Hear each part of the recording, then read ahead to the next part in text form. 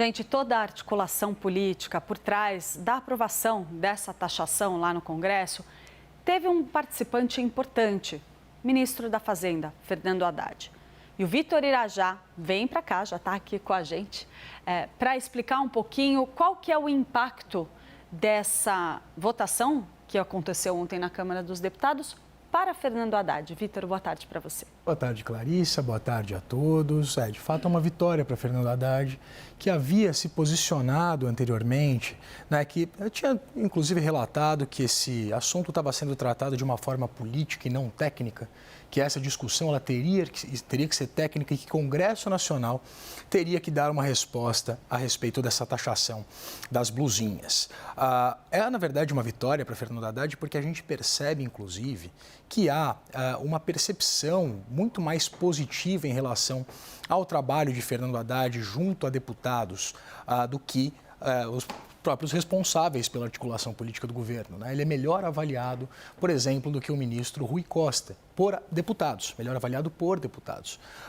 Portanto, Haddad, que se manteve ali numa postura de que não poderia criticar uma fala do presidente Lula, como a gente viu, que deu essa guinada, que se posicionou de forma contrária, disse inclusive que o governo vetaria se essa proposta da taxação fosse aprovada como foi na Câmara dos Deputados.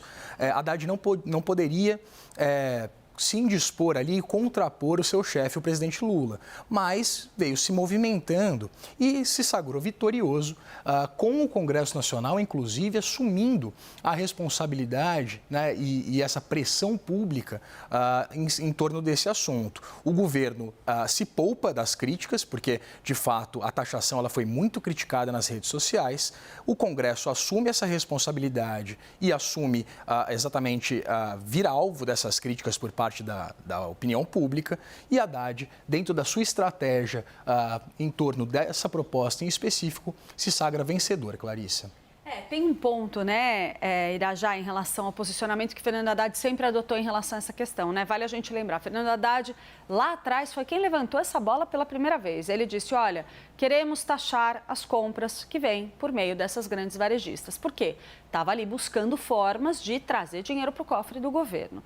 Foi publicamente desautorizado pelo presidente Lula num movimento que acabou sendo considerado um grande constrangimento para o ministro da Fazenda, onde ele teve que engolir a seco, teve que ele próprio vir a público e dizer que faria essa taxação. Quando essa medida vai para o Congresso Nacional e leva a digital do Congresso, Haddad de fato consegue trazer uma parte desses recursos para dentro do cofre do governo, ajuda ali. Só que qual que é a pegadinha aí? A vitória acaba sendo muito menor do que teria sido se fosse feita da forma como ele queria lá atrás. Porque, primeiro, ela veio num patamar muito inferior, 20%. Um nível pequeno, baixo para o que queria o ministro da Fazenda. E mais do que isso, ela vem ali num momento em que ela já não resolve tanto assim o problema do governo. Então, ele tem ali, consegue esse resultado, mas de um jeito bem mais ameno, digamos assim, do que ele gostaria que tivesse sido, Irajá?